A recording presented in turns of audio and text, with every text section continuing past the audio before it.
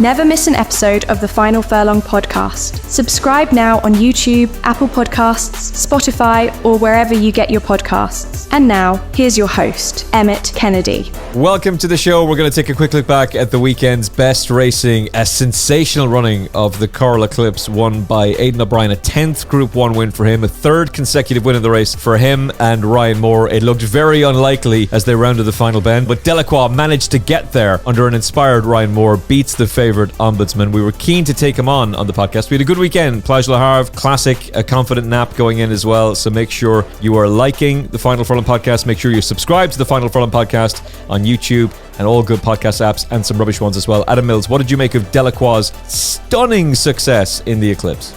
Yeah, really stunning success, really. I was keen to take on Ombudsman too, but I didn't really see Delacroix as the one, but put Epsom behind us. So many Aidan O'Brien 3-year-olds have done. I don't seem to learn the lesson that they can have a real stinking, awful performance and 3 weeks later be a different horse. And Delacroix was certainly that. At no point in this race would you think Delacroix is coming to win.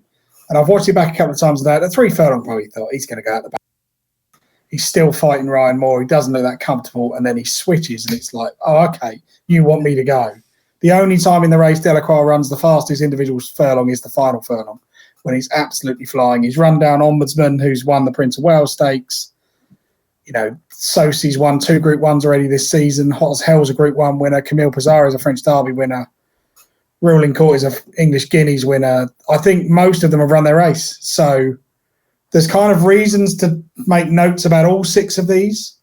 The notes I made were Saucy got a poor ride from Maxime Guillon. Really like Maxime, but it felt to me odd. I got the point of getting to the front. That made sense. There was no guaranteed pace angle, especially when Delacroix didn't lead. But you've kind of, you're on a horse that stays further. You're on a horse that got a good turn of foot because he's won 2 Group 1s by being well placed and kicking for home.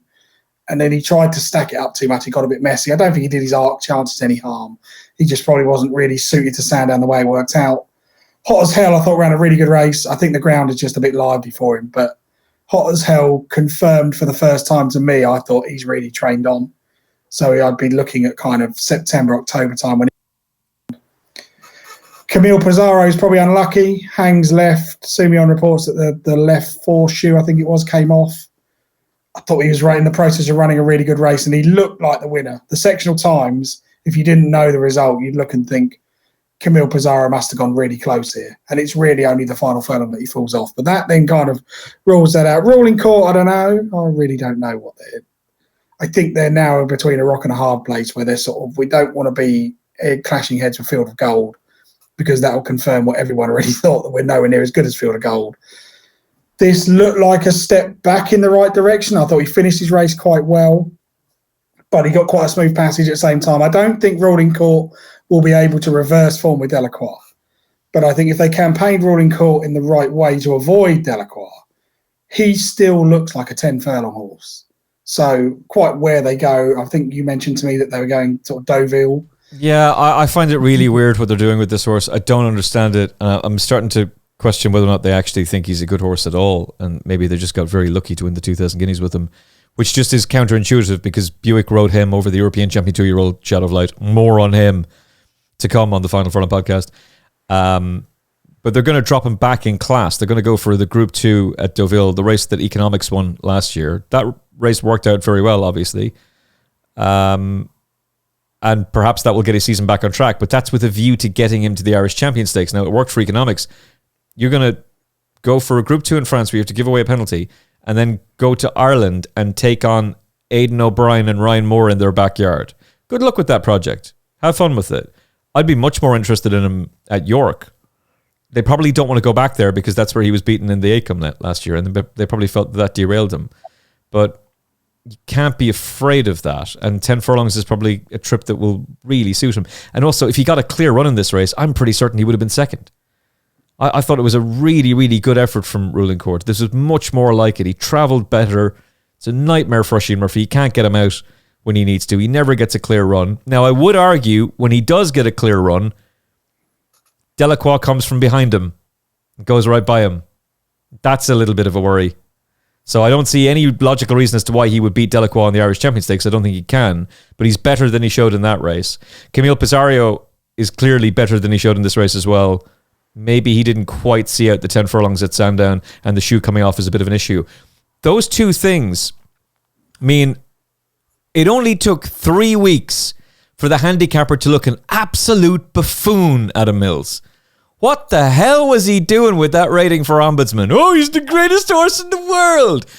It's like, no, he benefited from a massive pace collapse. He's a very, very nice horse, but the rating he's gotten here from Timeform is 1 pound superior to his comeback run at Sandown. And then he gets this extraordinary rating for his win at Royal Ascot. I think that Royal Ascot race was a complete mess. So many horses were inconvenienced, but most notably the hot favourite Los Angeles. I mean, that was just insanity what they did there. That was the worst of Ryan Moore. This is the best of Ryan Moore on Delacroix.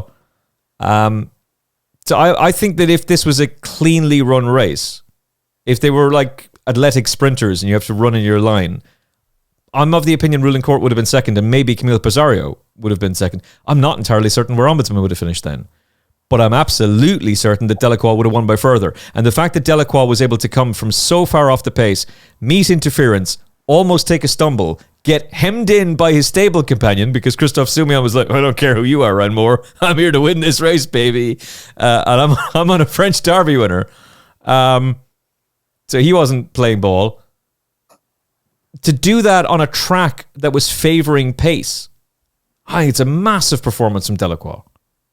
Yeah, it's a huge performance, and it's also important to remember that, you know, when we spoke about this race last week, everyone's going, well, Delacroix is probably the pace angle because he's made the running in Ireland in the past, and then when he doesn't, and particularly with what happened at Epsom where he just got so far back, and I think the Epsom run, you just have to say the track just didn't suit. And actually, I don't necessarily think he'd have beaten Lambourne anyway in the way the race panned out, but the track didn't suit. But I also think that's maybe why Delacroix is still kind of fighting Ryan Moore, a bit keen in behind, because he's sort of, you know, well, I'm normally in front. What am I doing here? But the minute he gets that daylight, he goes. It's an electric turn of foot. The Ombudsman, the problem with Ombudsman is it's like when I first got into racing when I was sort of 7 or 8, me and my dad used to go racing on a Saturday. In those days, the internet barely existed. You certainly didn't have race replays. So the only way you could study the form was you bought your Racing Post, which was a hell of a lot cheaper than it is now. And in the Racing Post, it had you read the form and whatever the form notes were from the guy who'd recorded it off ITV. And that's how you understood it. And this is how Ombudsman's been handicapped. No one's actually watched the replay and gone, bloody hell.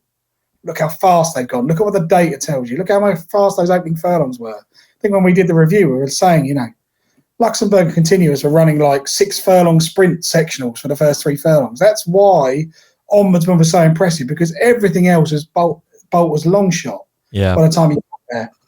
I think Ombudsman is an exceptionally good horse, but I don't think Ombudsman is a superstar horse. He's not in bracket. And the problem now you have is Ombudsman's got this ridiculous rating. He's finished, within a length of Delacroix, giving him £10. So we're either saying that Ombudsman is this sort of 135 rated performer to get that close to Delacroix, or everything needs to be reined back in. Now, I don't think this form will be reversed, regardless of the weight differential later in the season, because to my eye, Ombudsman hits the front. And I think William Buick is just riding the same race.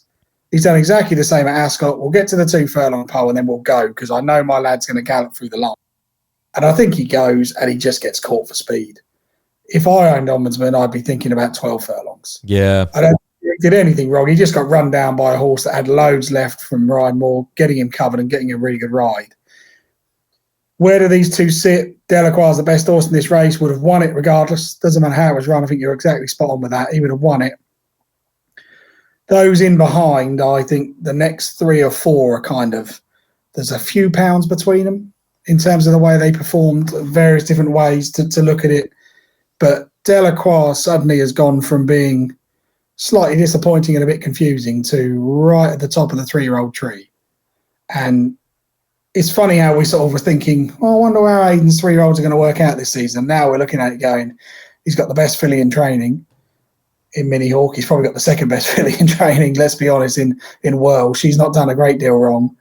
He's got Lambourne, who's won both derbies and looks like the best middle distance 3-year-old around.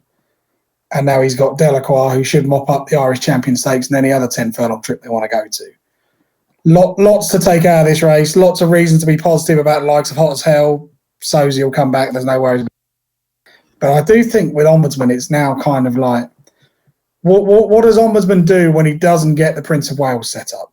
And if Godolphin decide to run him again, the sensible thing to do is to run a pacemaker, surely. Well, and to make sure we want something for Ombudsman to run at. It's odd to hear John Gosden say before the race he thought it was going to be a messy race, and yet you don't have a pacemaker in there.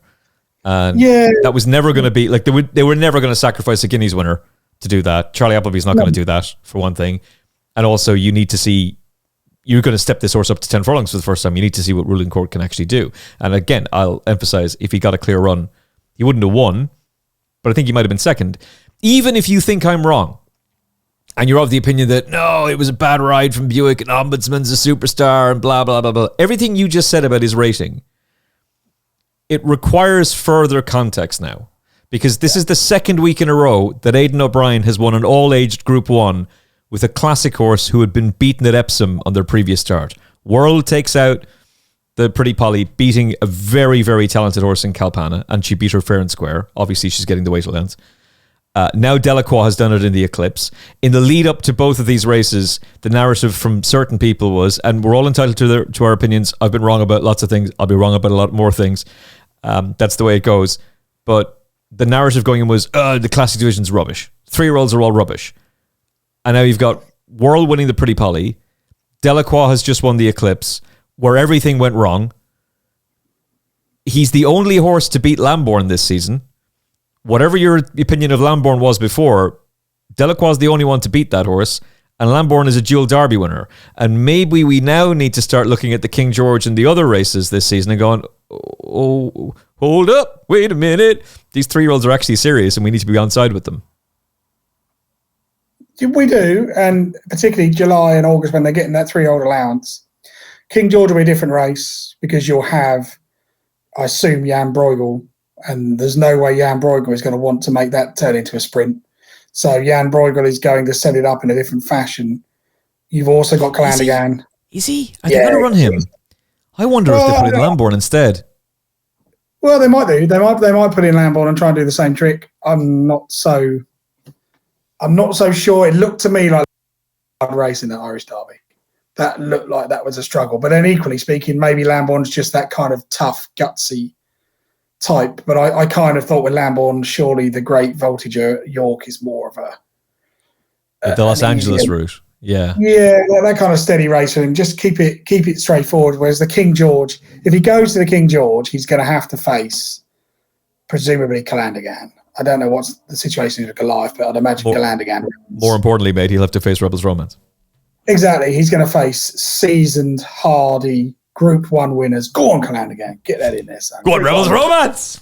We have Group 1 winners in there, but that's kind of, it's a big step to go into that King George with Lambourne on the back of 2 very hard races in the month of June. So maybe he doesn't, but it's an interesting angle. I mean, I know that they're talking Trinity College was sort of supplemented into the German Derby.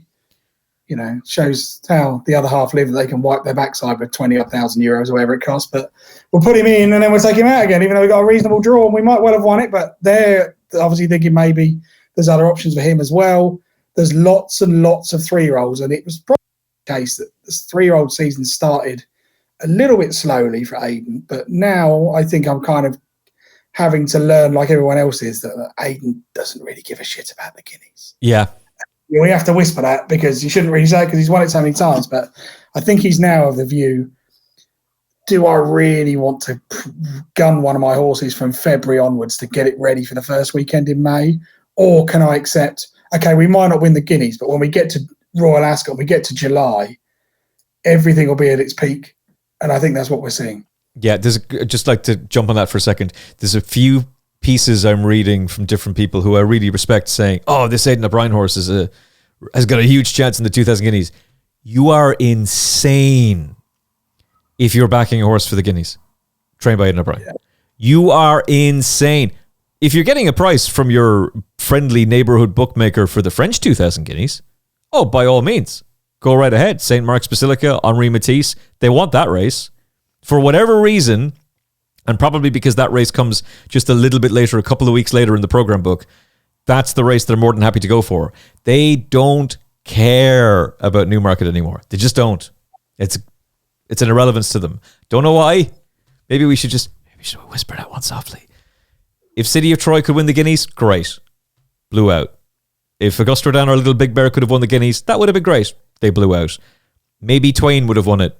We're not going to know how good that horse is until later this season. He absolutely destroyed Manaba Charlie, who we'll talk about in a little bit. That horse clearly didn't run his race that day. But, that horse was on the sidelines. Expanded is no good. We'll talk more about his form in a second as well. It's entirely possible that maybe the Lion in Winter would have won had he not had ringworm or whatever the problem was with him at the start of the season. But it just looks now like they don't care about that race anymore. They've got the record. Aidan's the winning most trainer in the history of the Guineas. It's an irrelevance. Don't concern yourself with that race anymore at all. I do wonder about Sosi. If he wasn't good enough to win the Arc last year, why is he going to be good enough to win it this year? Yeah, it's a fair point. And the Wertheimers have several options because they've got Aventure as well, who was second last year. She did have form no harm at all in getting beat by Calandigan in a sprint. And the one thing I'd say with Sosi is he's much more versatile than people think. So a lot of previews last week saying, Sosi is this 12 furlong French soft ground lover. He's not. He's won a Prix Gannet on 3-3 on the penetrometer. That's good to firm in our book, really. Beaten Mappa Stars, that form with Horizon Door as well has worked out right. He's won a Prix d'Ispahan. He is quite versatile. I think the problem with Sosi is he's got one run. And if you look at all of his form, the races he's won, it's because Guillaume gets him into a rhythm and it's like, we're going to go and we're going to keep going. And I think the reason he got beat on Saturday, firstly, I don't think he's necessarily good enough to give Delacroix £10 in that form. But I'd also think with Sosi, it was two-stop start. You could see the way Sosi started. He's like, here we go, I'm racing. And Sosi's got no problem having Hot as Hell alongside him. He's like, yeah, let's keep going. We don't mind. But they try and steady it up too much in the middle part of the race, and it develops into a tactical race. Sosi actually galloped through the line all right. I think he'll be other days for him. Is he the Arc winner? Don't know. The Arc is a messy race. I looked today, it's kind of 12-1 the field at this stage. I think you could be right that Sosi's had one chance already. Very difficult in the Arc because you're going to get fillies in there. He's going to have to give weight. It's a very difficult choice for Maxime Guillon to make. Would I want to ride Sosi or would I want to ride Aventure? I think right now I'd choose to ride Aventure because she'll get the fillies allowance. Yeah. And Sosi has won 2 early season Group 1s. Very good Group 1s, but they're early season. And it's not like Sosi's been beating 3-year-olds, giving them weight. And it's not like Aidan had 3 runners in the Prix d'Ispahan and you can look and go, okay, this is where we are. So lots to take from Sosi. The race didn't pan out. The ride was a little bit, I would rather he'd given it the beans when they turn for home. And if you get caught and something stays on past you, so be it. Trying to ride it tactically and then asking a horse that stays 12 furlongs to sprint twice, just a little bit messy. It's a Grand Prix de Paris winner. Send him on. Kick him on. Oh, I'm afraid I'm in that definite bracket of just send the bloody thing on. It's possible he didn't like the ground or was inconvenienced by it. That would absolutely apply, I would say, to Hot as Hell. And that's a horse that would mark up or at least keep an eye on for later in the season when it's softer ground. That's going to be a requirement for him. Camille Pissarro, what do you do with him? What do you do with Camille Pissarro? Well, I think you assume he would have got 2 lengths closer if he hadn't thrown a shoe, in which case he's confirmed his French Derby form. He's confirmed that he can do it outside of French conditions as well. Well, I guess the difficulty is because he's in the same barn as Delacroix, you're not going to want to bump heads with him. But there's options with Camille Pissarro. You could go back to France. Could you make Camille Pissarro into an Arc horse? You might be able to, if they really wanted to. It's a risk, but it's worth. At the end of the day, he's won a Group 1 Classic. He's got that on his CV. So he's got the stallion value already. He's done it in France. there's loads of ways you could do it, but I guess you'd have to look at that race and think, if Camille Pissarro doesn't throw a shoe, I think he finishes second. And the reason I think that is because the sectional times show that the 7th, 8th and 9th furlongs, the fastest horse was Camille Pissarro. Yeah. And he was coming with what winning run. And it's very noticeable, stride length, stride frings, everything shows that final furlong. Once that shoe's gone, he's lost. And Soumillon's not that hard on him when it's obvious that's happened. So you can only really judge him on the first 9 furlongs of the race. This was a serious performance from Camille Pissarro, confirmed the form from France, which not all those horses have done. You know, ask the connection of Detain how they feel. There's an option here for Camille Pissarro to kind of think, okay, so we'll send Delacroix one way and we'll go another. Maybe Camille Pissarro goes for the Juddmonte, and maybe they try and put Delacroix on the Irish Champion Stakes path. Who knows? But I kind of would be inclined to think, you know, Soumillon gets on all right with him. There's plenty of options in France. Would you not be looking and thinking we could try and win an Arc trial, and if he stays 12 furlongs, we'll have a bash at the Arc? Luther ran okay in the Belmont Invitational. He did a bit of a favour for Camille Pissarro's form. He did. Might be reaching just slightly. No, I don't think you're reaching. I mean, Test Score was very good. Yeah, good horse. Yeah, that was Test Scores are. I'm reluctant to say, like you normally assume, American turf horses ain't that great, but Test Score, there's like kind of this race worked out quite well. I thought Test Score ran really nicely. His form with Zulu Kingdom looks all right. Confirmed the form, the speed was all right. Luther ran okay. New Century got a bit of an odd ride. Didn't really understand what Oisin Murphy's plan was on New Century myself. I'd have just gone for it. But Luther finished the race pretty strongly in what was a relatively sedate pace for American standards. So, you know, he's the fastest horse. I think 6th, 7th and 8th furlongs he was the fastest. So that all of that form does tie in. We need to see Qualificar, who's the Godolphin runner for Andre Fabre, to sort of see where he fits as well. But it's of the derbies, I'd almost argue that French derby might work out to be stronger form because of the way that it's played out. Trinity College has shown that, you know, actually, whilst the front runners definitely had an advantage, it still worked out really well. Trinity College is another one who fits in this bracket. And then you've got Amelot as well, who's a gelding, but obviously he's got to come in. The 3-year-olds are coming, and it wouldn't surprise me if some of these 3-year-olds give the kicking in the weeks ahead. I think you have to just throw out all of that nonsense about, the 3-year-olds are no good, or they're rubbish, or the Derby's rubbish. Lazy Griff might very well win the St. Ledger. I know it's a 3-year-old race, but you got to keep a very close eye on these 3-year-olds going forward now. I mean, that weight allowance makes a big, big difference. And what I find fascinating about this is I kind of thought we might clash about Ombudsman. I know that you were very much of the opinion with me going into the race that was an insane rating to give him. But we're both of the opinion that he shouldn't have been second. That if that's a clearer run, it's one of ruling court or Camille Pissarro is most likely the one that finishes second. And so I think this is a weapon that we now have for the rest of the season. Because either we're right about this or we're spectacularly wrong. And if we're spectacularly wrong, then we'll have to watch Ombudsman go and win the Jumping International when we've taken him on. But that horse is going to be a short price for those races. He's at least going to be very heavily fancied. And there's going to be plenty of people who will look at...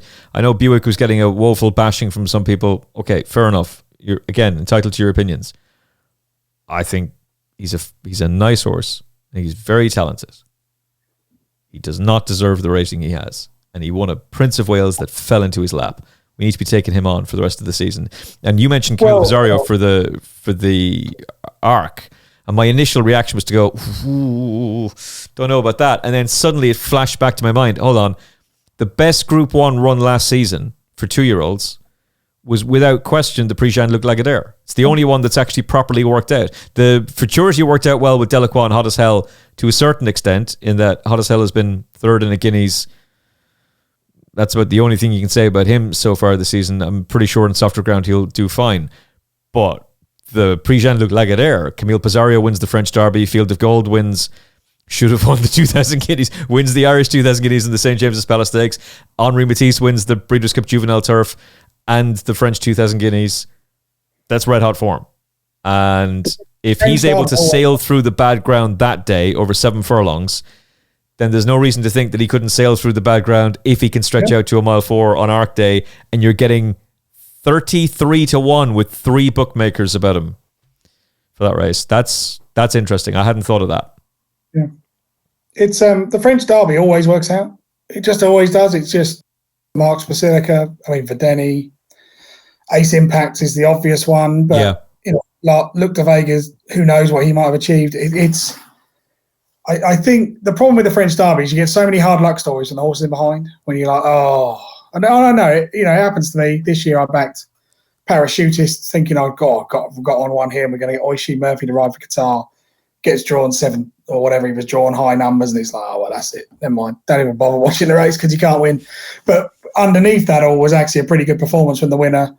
Trinity College has already come out and proven that form. I actually think Trinity College was ridden to make sure Camille Pissarro won the race. But, I can't really say that without too much conviction, but just Ryan Moore does not let Wayne Lorden in, but Wayne Lorden lets Ryan Moore in. Would be my view of that race, but I think that'll work out quite well. So there's your headline. If you're watching this on YouTube, you saw my reaction to Adam, and if you're not watching it on YouTube, you can imagine what my reaction was to that. Emmet had that look of someone in Mobland who's just seen Tom Hardy pull the gun from his pocket. I'm like, oh my God. I'm not necessarily, you just watch it back. And if you look at what Trinity College did at Ascot, you have to look at that race and think, come on. If they're both gunning for it, can you guarantee me that Camille Pissarro would come past Trinity College? I'm not sure. And we'll find out, because Trinity College, they obviously thought he could win the German Derby because they put him in it. They've taken him out. Wherever they go next with him, we'll find out. But suddenly, now, I started kind of May time doing some work for the Arc de Triomphe, thinking, right, I need to concentrate on the older horses. I need to be looking at Sosi, Aventure, Cervise, who's a very big price. 100-1, that's a joke of a price, really. But I've been looking at those. Now I've got to think, actually, right, I've got to look at these 3-year-olds and work out. Because right now, Aidan's got loads of options for what he could run in the Arc. Is it how many will Ballydor run? 3, maybe 4? You'd have to think they'll have a go. You've got lots of French-trained options, though the French colts are a bit hit and miss over that kind of middle distance. We'll find out how good DeRise is when he comes to York. This could be an arc for the ages, absolute arc for the ages. You've got the Japanese runners. God, this is going to be a great race. But the more I say that, maybe you're right. You'd be thinking, if Sosi couldn't win it last year, what makes me think he could beat what looks to be a better bunch of 3-year-olds? Yeah, and it's funny. I'm of the opinion that Whirl is a big player in the Arc, and Kalpana as well, for that matter, but definitely Whirl because she'll have the better advantage. Plus, she's a daughter of Wooden Bassett, and those Wooden Bassets are tearing up Paris Longchamp as well as winning everywhere else. And then Jamie Wren comes on the show and says, I've had a bet in the Arc, and my bet is Mini Hawk. Like, oh yeah. Maybe she's the one who makes more sense in the race. It's fascinating. It's really, really interesting. But Mini Hawk's price is currently, by the way, 16s. 14s, in fact. And it's the same price for Whirl, who's slightly better fancied in the betting. She's around 10s with some firms. Okay, speaking of French-trained 3-year-olds, we had a couple of horses who were all trying to redeem their reputations in the Prix Jean Prat, and they came up short again. This time, Woodshauna comes out on top. He had beaten Time for Sandals and Maranoa Charlie, a horse that I'd asked you about on the podcast not so long ago. Earlier in the season, the third Polly Vega was narrowly beaten in a Group 3 by King Gold over 7 furlongs, who had beaten last year's Dubai World Cup winner Laurel River in Meydan over a mile in January, and then was third to Top Gear and Sagier in a Group 3 over 7 furlongs this year as well. So the form looks decent enough. Time for Sandals wins the Commonwealth Cup. Woodshauna confirms superiority over Maranoa Charlie. Both of those horses had been bought subsequently as well. Maranoa Charlie, since I asked you about him on the podcast. That being said, it's very easy with the benefit of hindsight to go, oh yeah, of course they won. But going into the race, I didn't fancy either of those horses. I was pretty confident that the Lion in Winter would run a massive race. Laura Joy was very confident that Shadow of Light would go in. But it's the French who retain it. What did you make of the race overall, and what do you make of that form? Well, I thought Maranoa Charlie would win, but mainly because of where he was drawn. I thought, well, Daylight's the only horse who could give him any competition for the lead. He's really quick out the gates, Maranoa Charlie. The time he got beat over 6 furlongs was just, what were they doing at that trip? Won the pre-Jebel. And to be honest, at the 2 furlong pole, I thought, we got this, because this lad is so gutsy. He runs through the line, and then he's into the centre of the track. And I'm thinking, oh, come on, Aurelian. Get him back on a straight line, you pillock. Come on, Paul. But he doesn't, and he drifts across. And then I thought, oh, he's going to finish 6th here. And then he battles on again. I thought, oh, we're going to be all right. And then I looked and went, oh, no, that's Woodshauna. And one thing Soumillon can do is deliver one on the line. Yeah. He's not as frustrating as Jamie Spencer, because Christophe Soumillon does it on a more regular basis. But what Soumillon is brilliant at is going, they've gone too fast. And I think that there is a little bit to be said. I haven't done the full analysis yet, but the stands rail at Deauville is a bit of an advantage. The closer you can get to that rail in these early meetings, it seems to help. So maybe Woodshauna coming through with the Lion in Winter on that side. Maranoa Charlie is very unlucky to lose, but equally, Maranoa Charlie is probably the best 7 furlong horse in France. So that form, Woodshauna has taken a big step forwards, being trained by Francis-Henri Graffard, who, tongue-in-cheek, I texted you the other week and went, he's better than Aidan O'Brien. I was only joking. But what I would say is Francis-Henri Graffard is different gravy this season. 90-odd winners already, 29% strike. Basically, from February onwards, he's been at 25% plus. They don't dip. He had a 4-timer on Saturday, won all the 2-year-old races. The Aga Khan, just everything that runs on debut for the Aga Khan, you can back and blind and make money. They just turn up and win. The winners on Saturday were just phenomenal. They're both debutants, cantered into it, both galloped right through the line and won. So it's no surprise that he's picked up his 5th Group 1 of the year. Good performance by Woodshauna. I don't think Woodshauna's going to stay any further. I don't think Maranoa Charlie will stay any further. So they're probably now kind of, surely you'd have to be tempted by the race at York that's now a Group 1, because that's a 7 furlong trip, whatever that's called. Graffard's City of York Stakes. Yeah, Graffard's not afraid to have a go. I like both of these horses. The Lion in Winter is the one to take. I don't think anyone really thinks the Lion in Winter is a 7 furlong horse. Certainly at the start of the year, you're thinking he's the Guineas horse.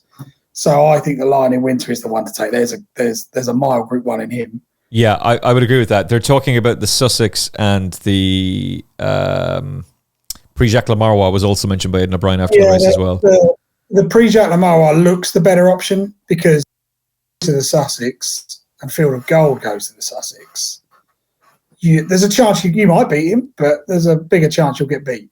Yeah. I think if he went to the Jacques Lemarrois, he'd be somewhere in the region of 7-4 favourite. From what I've seen, I don't think there's anything from France that's going to beat him in that. So that looks a safer option. Well, your close personal friend Francois Gaffard was saying that he thinks this horse is. He thinks Woodshauna is going to be better dropped in trip. And that the potential next race for him is the Prix Maurice de Geest, 6.5 furlongs, but that he actually would be happier potentially dropping him back to 6. And the Foray was mentioned as well. Now that's 7 furlongs. So perhaps that's what they'll do. There was no real mention of the City of York Stakes. There was, though, for Maranoa Charlie. And the Bond connections have bought him. Bond Thoroughbred Limited. They're the ones who stepped in and bought him very, very recently, specifically to run in the City of York Stakes. That's the big target. So the Arc is shaping up to be a cracking race. The City of York Stakes is shaping up to be nearly the race of the season as well. It seems like everybody is targeting that race, but he would be very, very interesting in that. And like, he was sent off odds on for the Group 1 that Twain won. He was sent off favourite at the start of the season as well. Like they obviously regard this horse very, very highly. He's very, very tough, which in French racing, if you can get a front runner who's tough and got a good attitude, that's half the battle won. Because so many of the early season French races, particularly, they plod to the 3 furlong final and sprint. Well, if you're in front, that's a massive advantage. You know, he got beat at Chantilly when they dropped down to 6 furlongs, and that was just a bit, I don't know what they were doing. Really, it didn't make a lot of sense. But he bounced right back at Paris-Longchamp. He's confirmed all of that form. He's run a good race. Where does he sit? I'm not sure. I think he's probably capable of getting close to a mark, sort of 118 to 120, somewhere along that region over 7 furlongs. Is that enough to win that City of Yorks? It might be, as a 3-year-old. There are lots of options. There's also this massive elephant in the room in France, which is you're all thinking, where does Lazat go? Yeah. Because the one thing you don't want to do is bump heads with Lazat. They won't beat Lazat. Had Lazat been running in that estate, he'd have won it. I know he's a 4-year-old and it's irrelevant, but if he was running it, he'd have won it. He might identify as a 3-year-old. You don't know, Adam. Oh, I'm sure. I'll tell you what, I'm sure his owners have wished they could staple him back on. But I do think there is this kind of Lazat and Satono Rev did something at Ascot that these 3-year-olds didn't. Yeah. So there's always that thing of like, there is a superstar sprinter out there. So you've just got to be a little bit careful. But, this was, I thought Woodshauna had no chance. I thought there's no way this thing wins. Maranoa Charlie's got his number over this trip. And he's come through and done it. The second's a bit unlucky. Lion and Winter's run well. But the problem is if Lion and Winter's run well, Shadow of Light's not that far behind him. And what do you do with Shadow of Light, Emmet? I'll leave the floor to you because I don't bloody know. Well, there's an ideal race for Shadow of Light on a track that he absolutely loves. And he'd be getting the weight for age as well, the July Cup, and they've blown it. But then again, maybe they thought this was the ideal race for him because he'll be on softer ground. I don't think this horse is a proper Group 1 performer at all. Let me add a little bit of context to this. So Shadow of Light is the European champion 2-year-old and he's a dual Group 1 winner. He was going for the Mill Reef Stakes. And that's where they were going to run him. He was on track and they pull him because of the ground. And then a week later, he ends up winning the Middle Park Stakes. If you've heard this one before, you can skip forward exactly 60 seconds because that's how long it's going to take me to do this. I've talked about this before on the podcast. Aidan O'Brien's adamant the Whistle Jacket, for whatever reason, was a little bit not underwhelming, but let's just say he was flat that day. And that was his third Group 1 run. And he'd been hard fit for Royal Ascot as well, where he'd bombed out. Also, we just know what Whistle Jacket is. I think he's a horse that could pop up at a big price in a decent race at some time this season. Maybe the City of York Stakes will be ideal for him. But we also know really what Whistle Jacket is. I just would never underestimate Aidan O'Brien's capacity to improve a racehorse, and they clearly think a lot of that horse. But I'm not falling over myself to back Whistle Jacket for anything. And if you go down through the form of everything else from that Middle Park, rubbish. Including a horse who was beaten in a handicap of a mark of 90 over the weekend running from that race too. The Dewhurst is the worst running of that race I have ever seen. There have been some bad Dewhursts. That's the worst running of that race I've ever seen. Poor old Ancient Truth is no longer with us. Who knows what that horse would have achieved had he stayed around. Expanded is useless. Seagull's 11 lost his meat and two veg and was dropped in class and still got beaten at Royal Ascot. He might pop up in some race of some consequence, Group 3 listed class at some point, but I don't think he's much good. I don't think that form is any good. He was flattered by the 2,000 guineas in a race where Field of Gold should have won, and it's a mystery to me how he didn't. So High Royal finished placed in a 2,000 guineas. No one's backing that horse to win a Group 1. He then runs in the Commonwealth Cup where Charlie Appleby specifically told people, no excuses, everything's perfect with him. We can't wait to see him run. It's going to be an explosive performance. That's a paraphrasing thing towards the end there. But they were incredibly bullish about him. He gets well beaten. And everything's in place for him to go and run a massive race in this one too. He zooms into the race looking really good, looking like he's going to win. And he just doesn't go through with it. Either he's tripless or he's just not that good. I think it's probably somewhere in between. He would have been really, really interesting for the July Cup. They're going with Notable Speech instead, and let's see how that pans out for them. But his brother didn't train on, Earthlight. He didn't train on, and I don't think this lad has either.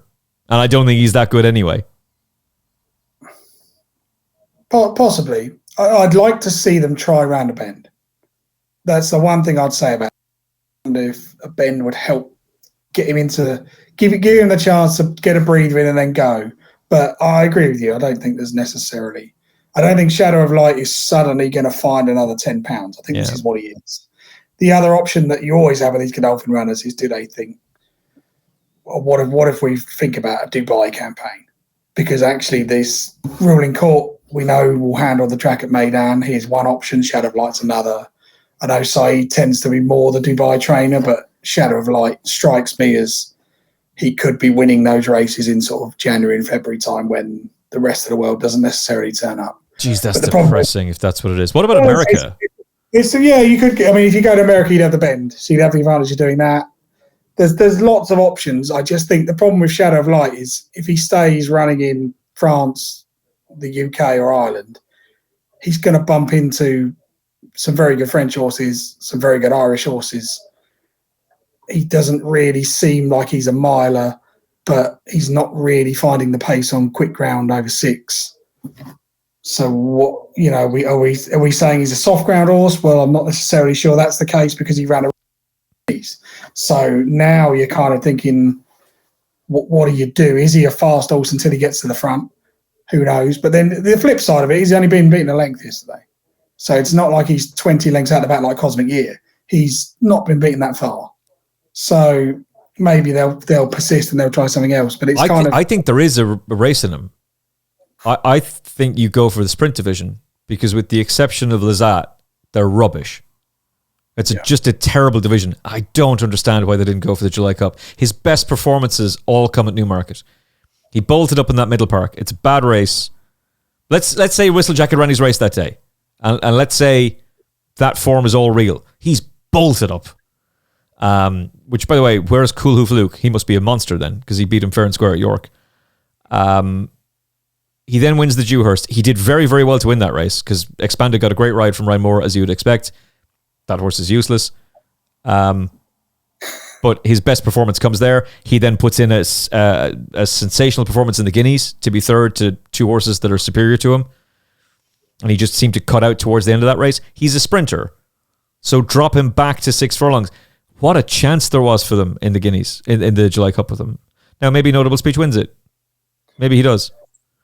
But I think you go Sprint Cup, you go Champion Sprint, big Champion Sprint at Champions Day. Coolmore Northup is going to be too quick for him. Those kind of races, that's what you go for. Just train him as a sprinter. Like, that's what they were saying about him last year. The second he won that middle park, Charlie Appleby said, he's not a Guineas horse, he's a sprinter. And then they talked themselves around it to, oh no, he's a miler. I don't think he is. And I think the sprint division is crap, and you're going to have to give him weight. He's got a lot of speed. That you can win. But I just don't know if he's that much. Remember US Navy Flag did this? Won a Middle Park, won a Dewhurst.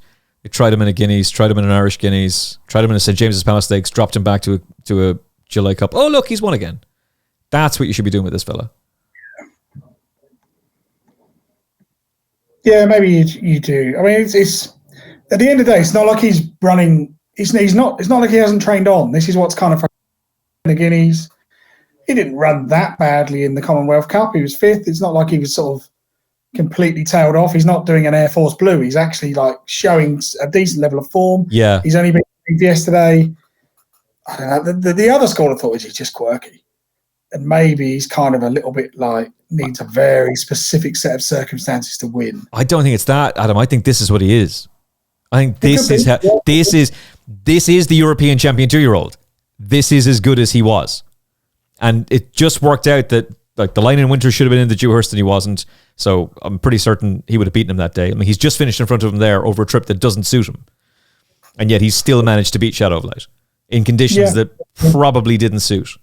Don't know what you do with Cosmic Year now, because he has flashed into this race looking like he's going to absolutely bolt up, and there's nothing.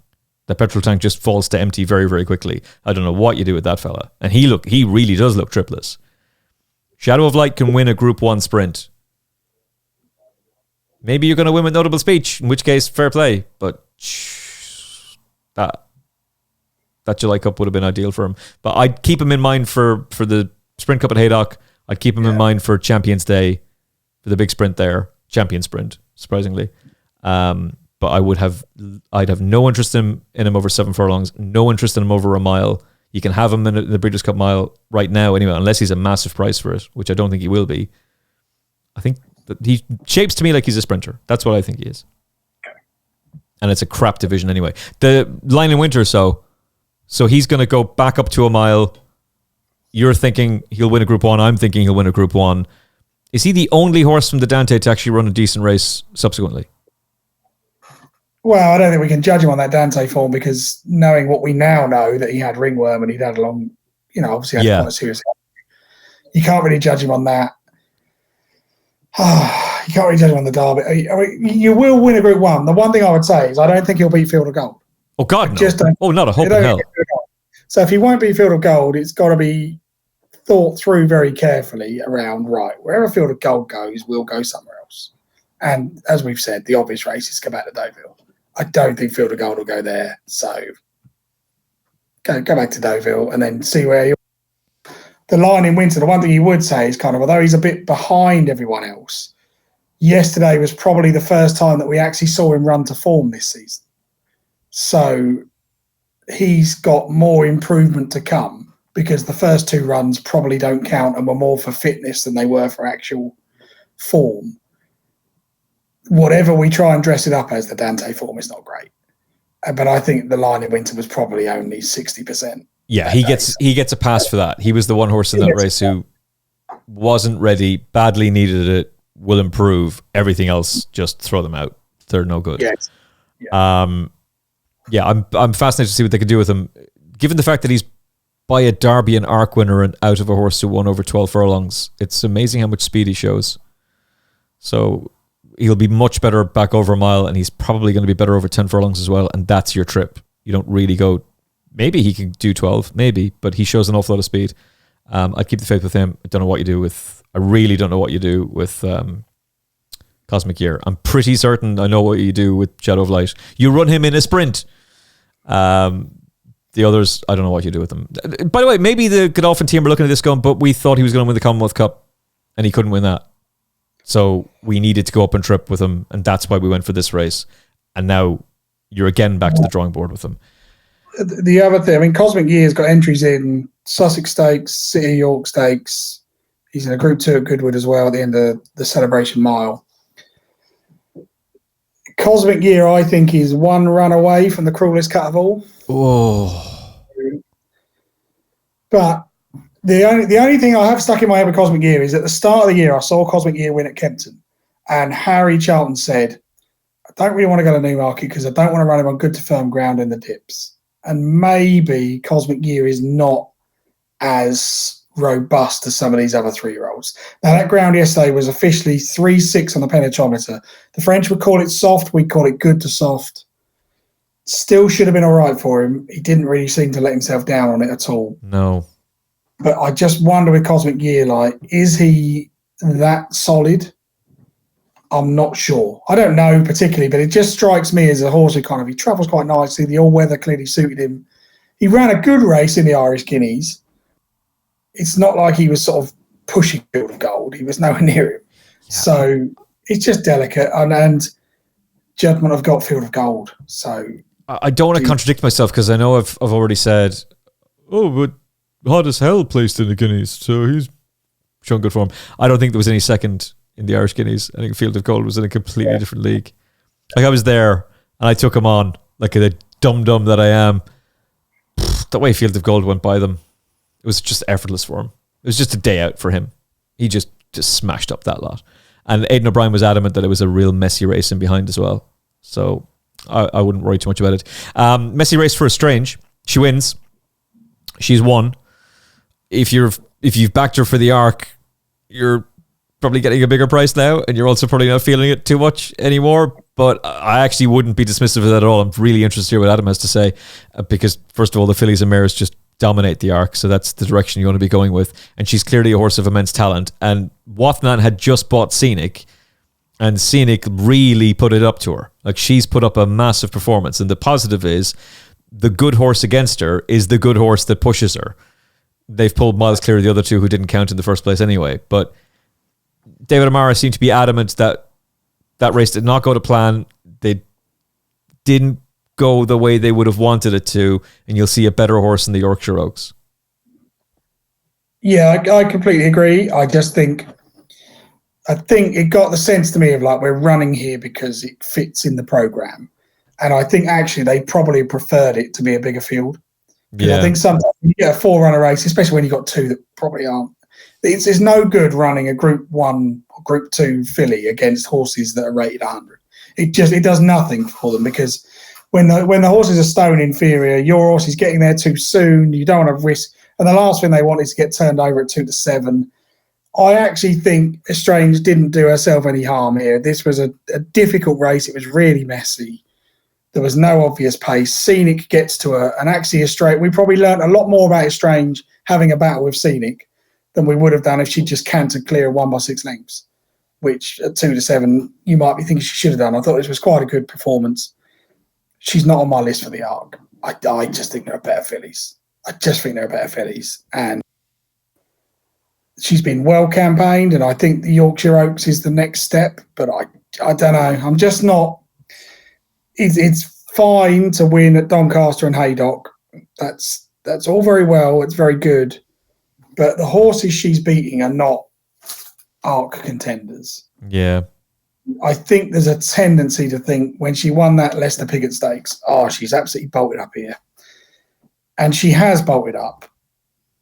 And she's beaten Shaho. We haven't seen since, so you don't know. But then you're looking and thinking, well, Chorus came out, who was third in that race, and got beat by Saxon Girl at Shanty. Saxon Girl's got no place in an Arc. Suddenly we're starting to think Estrange has got to step up. And I think what I would say, though, is she will be a better filly in a bigger field. Because I think when they're actually galloping and when there's an actual pace set up, it'll suit her a lot better than a 4-runner race where Danny Tudhope's thinking, oh, Christ, can something take me into this race? And there's just nothing there to do it. And actually, the best thing about Estrange was the final furlong when she actually had to knuckle down and work. And she's probably learned a lot from that. I think she's a Group 2 filly, and I think she'll come up short genuine Group 1 types.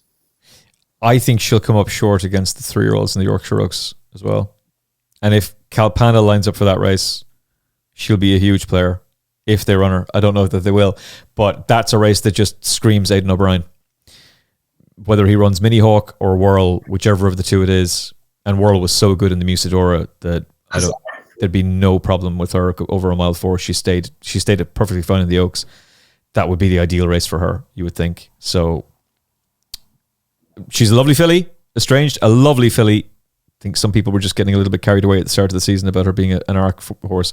I wouldn't dismiss it completely because David O'Mara is a good trainer, but I'm with you. I don't see it right now.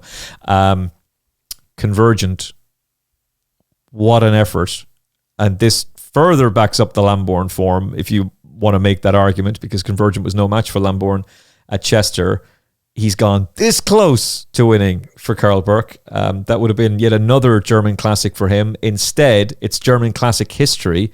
The first woman to win the race, 40 years or over 40 years after the first woman rode in a German classic, Nina Baltolomeni. I apologize to you, Nina. I apologize to you. You've given great interviews. You gave a fantastic interview on track, on the horse, going in, and I can't even pronounce your name correctly. But come on the Final Furlong podcast, and I will promise you, I will pronounce your name correctly, and we'll give you all kinds of different accolades and talk about the historic achievement you've had. This was a great ride, Adam.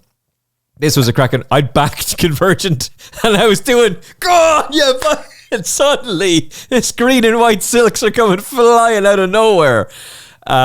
Wonderful performance from a woman who became a professional, went back to being an amateur because the weight was too much of an issue for a jockey in Germany. She's clearly very, very talented.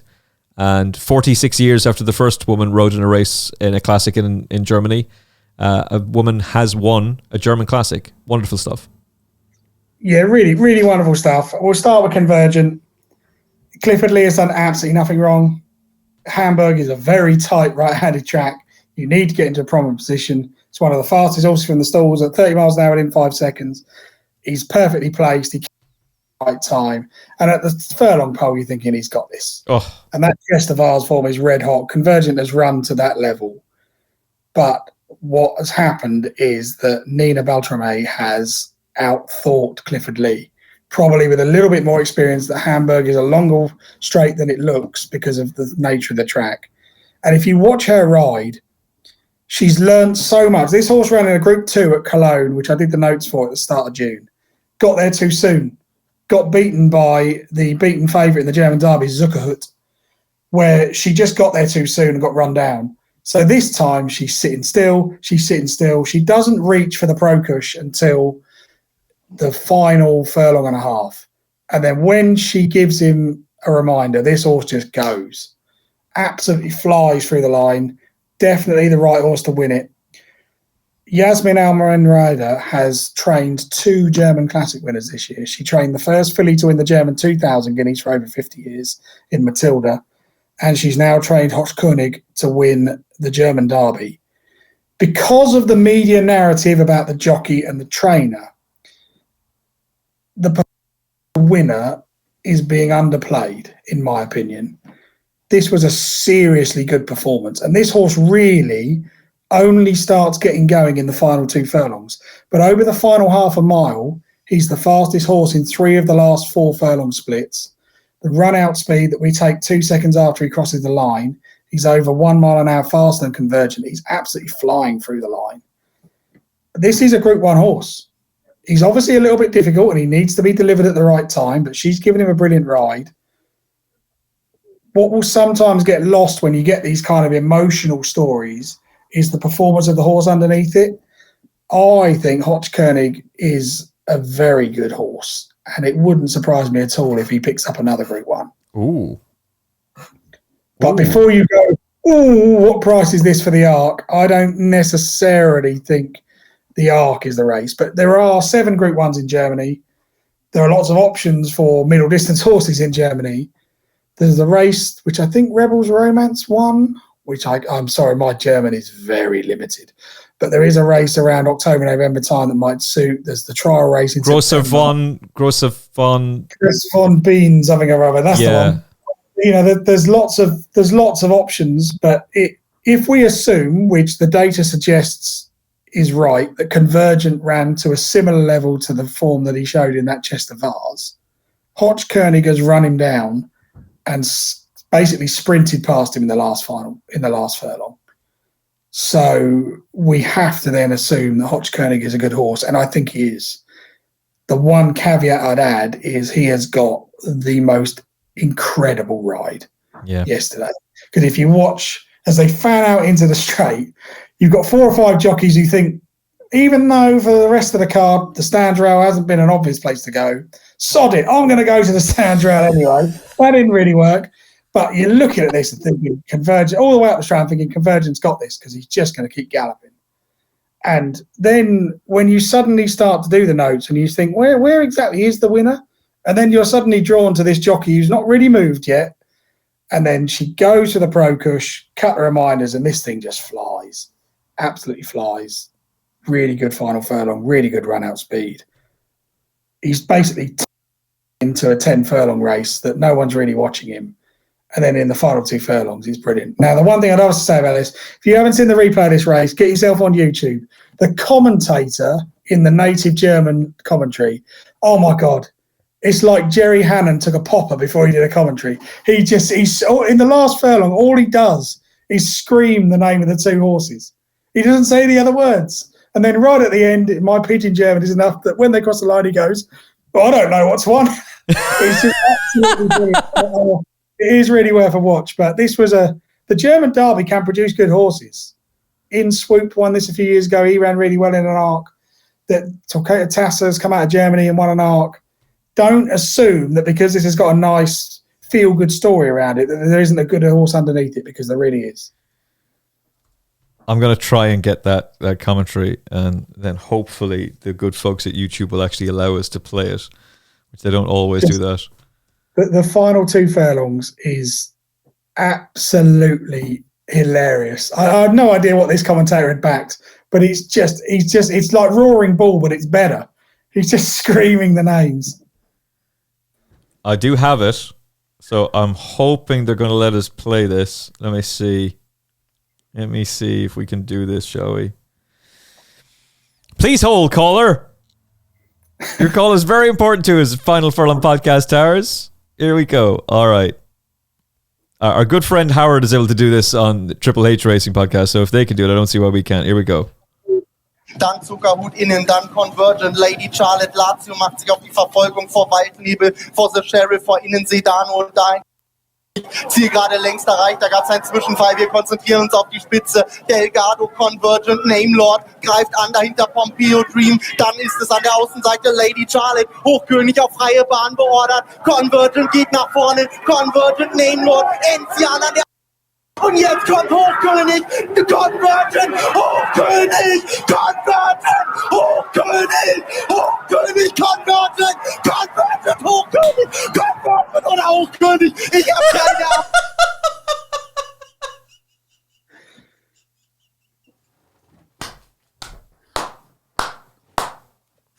Oh, dicker Bowson! Convergent oder Hochkönig in einem Derby für die Geschichte. Dahinter war es Enzian, dann war es Lazio und der Rest, wir müssen abwarten. Convergent für England oder Nina Baltromei für die Riesengeschichte im deutschen Derby. Wer hat gewonnen? Das wird uns gleich Rüdiger Schmanz sagen. Convergent Clifford Lee oder ein Hochkönig und Nina Baltromei. Oh, I have no idea what you're saying, mate, but it sounds brilliant. And there comes the Final Furlong podcast on YouTube as well. That is magic. If that's been allowed to stay in by YouTube, then thank you very much, and thank you to the German racing officials. We'd appreciate being able to play that to you. By the way, it's just nonsense that we're not allowed to actually play clips to you. It's so weird. We're trying to promote this sport to the best of our ability, and being able to do that is a way of helping it. No, you're not allowed. You can do it in America, no problem at all. Can't do it here. It's crazy. You're not helping yourselves, lads. I'd like to get that commentator on if he could speak English. That was magic. Jerry Hannon must be his inspiration. It's good. It's good. I like that because that's unbridled passion for the sport. Yeah. Think how much better that is than Tomo going, it's a photo, and it's clearly not. So it's just, but that was a great race, and look how far those two, they're pulling clear of the rest. Yeah. For the form, I think this is that's such a good ride, Adam. It's so good. It's so good. Oh, my God. If Ryan Moore does that, this morning everyone's bouncing around going, that's why he's the greatest. And you think, actually, what she's learned in the space of 4 weeks is my horse needs to be delivered. Yeah. And I'm going to let all these other jockeys go. And it's only really when you focus and you look and go, blimey, she's sitting still. At the 3 furlong pole, she's still there. She's waiting, and then she kicks, and she's confident enough to think, I can let this horse that I've never seen before have a 3-length lead, and I'll run him down. With the best classic form in Europe. I'm going to let him. Yeah. I'm going to let him have that lead. Absolutely brilliant. That's why I say I think Convergent's run his race, and if he has, Hotch Koenig's beaten him, which would suggest that he's not that far off the likes of Lazy Griff. Yeah. And if we can safely say that form ties in well enough, surely Hotch Koenig is in that kind of bracket of Group 1 3-year-old colts.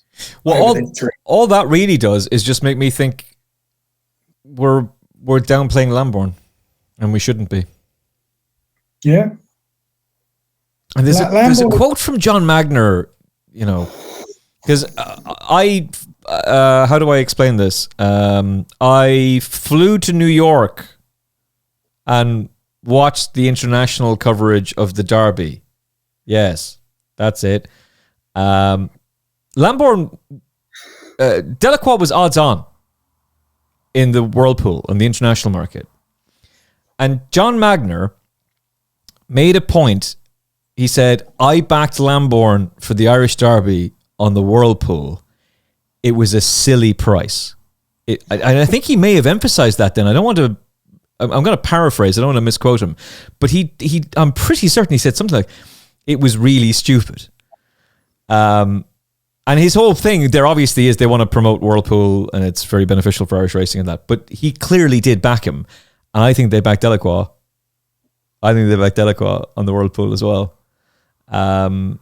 Because it has to be someone of influence enough. Like, that's going to be a pool. So it has to be a big enough bet. And Coolmore loved the optics of a well-backed winner winning a Group 1. It's like, oh yeah, we knew. And that's why he was so well-backed. So I would bear in mind, like, they were very, very bullish that he was going to win the Irish Derby. Maybe he's better than we were thinking, and maybe we should be giving him a little bit more credit. The horse for the future, one I'll highlight anyway, first of all, is we had the inaugural running of the Pat Smullen Stakes. We had the honour of talking to Pat twice on this show, and we spoke to him about his cancer journey on both occasions. He was an absolute gentleman. He was a phenomenal jockey, and it's incredible that Irish racing has this series of Pat Smullen races, and this new race into the calendar is really, really welcome. It's over a mile, and very fitting that his brother-in-law, Aidan O'Brien, would win the race. He's won it with Daytona, who looked really good on debut at Gowran Park. He drifted wildly in the betting that day before that race, but that's a 7 furlong race that Aidan O'Brien dominates. He looked good that day, very green. He looked even better in this race. Still looks green, still babyish, but he is absolutely murdered with contempt North Coast. North Coast was having his third start, apologies. He looked really, really good on his second start when he was beaten by Flushing Meadows first time up. He smashed up the field in Down Royal on his second start, and Daytona's just gone right by him like he's nothing. This is a very, very talented horse. He's a son of Wootton Bassett. It took him an age to be pulled up on debut at Gowran Park as well, which bodes very, very well for him. His dam won over 10 and 12 furlongs. This is a proper horse. I'm very, very excited to see what they can do, and I suspect that they were running a good horse in this race as well because they want to support it, given who it's in honour of. So he's absolutely one I want to keep on side and would have in mind for the big Beresford Stakes, Futurity Stakes, all of those big races for the rest of the season. Futurity, I think, was mentioned next from Aidan O'Brien's got quite a few horses for that race, but this one is very, very, very, very high on the short list. Daytona would be on my list. Adam, what about you? Just the one for me, which came on Saturday at Haydock. The Old Newton Cup is a very difficult handicap and quite hard to get right, but Plage d'Avre made an absolute mockery of it. Won on the Billy Idol, mark a 92 to win like that. That was only his third start on turf? Yeah, absolutely. And it's kind of, I think what sometimes happens is these horses run on the all-weather over the winter and we think, and there's this sort of assumption that if you're a 75, 80 rated horse on the all-weather, that you're really a 60 horse who's running on the all-weather. Yeah. And it didn't really work out for him on finals day, but then he's come out, he's chased Omar Mosher at York, and then this was just different gravy. I mean, he's at the 3 furlong pole, he's down the centre of the track, and you can think, well, he's got this. And he's absolutely hit the front so easy. He's won it by 4 lengths. The handicapper's going to have his say. He's going to be over 100, I'd imagine now. But I kind of thought this was a horse that was shaping like a group horse in a handicap. And it looked also like this might have been a bit of a plan for the last 3 or 4 months to come for this race. Where they go now, difficult to say, but you'd assume... Ebor? That's what I was thinking. The Ebor's the obvious kind of race for him. You're going to get in that. You're not going to have to lump a huge 10 stone weight around in that, even with the handicapper's rise. Struck me as an Ebor. I mean, these connections have done very well in handicaps this year. Yeah. We don't want to talk about More Thunder, but we'll happily talk about Never So Brave. And that those kind of progressive types that look to have the best part of a stone in hand appeared to have that. Wouldn't surprise me if he ended the season in group company, possibly with a race like the Ebor on the way up. Yeah, I think he'll win the Ebor. He's definitely top of my shortlist right now. That was outrageous. Like, I was pretty bullish he was going to run a big race. Didn't think he was going to bolt up. Like, I would have had way more on if I'd known he was going to do that. But there was a brief window there on Saturday where everything was just golden. That Novelista was just narrowly beaten. Classic bolts up. Plage de Havre bolts up. Fucking Docket had Camille Pissarro on it and not Delacroix. What a dum-dum I am. If we recorded the show on Friday and not Thursday, I'm pretty certain I would have gone Delacroix, but I'd made my mind up. I'd said Camille Pissarro and that meant I had to stick with him for the bet. But yeah, I really like Plage de Havre as well. Very, very much so. Okay, Adam, you are back tomorrow because we're going to preview Newmarket, which I'm looking forward to. We're going to preview the big group races, all the significant races for you. Spoiler alert, Ghost Rider will win. That's a terrible running of the Prince of Wales Stakes. And they're going to run him in this race. It looks like, proceed with caution, mind your bets and all that malarkey. He was going to America. Suddenly, I think they've just taken a look at that race and gone, hey, that's crap. We'll win that. Yeah. So there's a spoiler alert tip for you on the Final Furlong podcast. But we're back with you to preview Newmarket, and we'll be back with you on Thursday as well for a further Newmarket update and weekend preview as well. Adam, when's your total performance data article coming out next? I know you had one today. We have one today, which is the review of the Belmont Derby. There's also a little review of the German Derby, which should be on ATR tomorrow/Wednesday. And if you're really interested, there's also a nice little piece on the Jamaican St. Ledger, which I spent a few hours on this afternoon. It's different. That's how I describe racing in Jamaica. It's certainly different, but fascinating few form lines and some unusual riding styles. But Total Performance Data are lucky enough to give me 15 countries now to have a look at, and thought I'd have a delve into the Jamaican classic form. And it's certainly interesting. It's one of those weird races. I won't give you a spoiler. The video will be linked to it. But if this was the St. Ledger in this country, there'd be one or two jockeys who wouldn't be comfortable coming back in. Let's say that. Do you think that if one of those jockeys was riding for John Gosden, he'd be giving him the? Well, he may be asking. At what point, when you were 10 lengths clear turning for home, did you realise you'd gone too fast? But the body language of Buick in the parade ring would. But what's really enjoyable about doing some of these different countries is kind of like, I just come to this and just watch it. I've got no concept. There's no kind of media narrative. There's no anti-post. There's no stories. You just come to it. And it's still a horse race. It's still 18 horses or whatever it was going around a track. But you can certainly see that at all levels of racing, jockeys play such a crucial part. Yeah. It's very obvious. Even watching the Jamaican St. Ledger, the winner is a horse called I Dream Again. The jockey's just sitting there and he's just looks and going, well, that's gone too hard. And even at the furlong pole when he's 5 lengths back, he's still not panicking. He's like, I'm going to get you. And it's those kind of things that you realise, I'm way too heavy to be a jockey. But even if I was light enough to be a jockey, would I have the ability to judge the pace in the way on Saturday? Or to work out like Christophe Soumillon did, if I come down this side from my high draw and I get the gap, I'll win. No chance. Yeah, that's why the idea that a woman couldn't make it in racing was such utter nonsense. It was never about physical power. Never. And even McCoy, like to mention jumps racing, even McCoy's strength in the saddle, to use quotation marks, was always misinterpreted. It's not about a jockey doesn't physically carry a horse over the line. Your horse can either do it or they can't.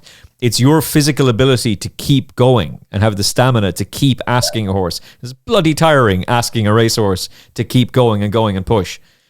But the key things are pace and position. That's it. If you're in the right position and you're able to know the pace and you know when to go, then you can be a jockey.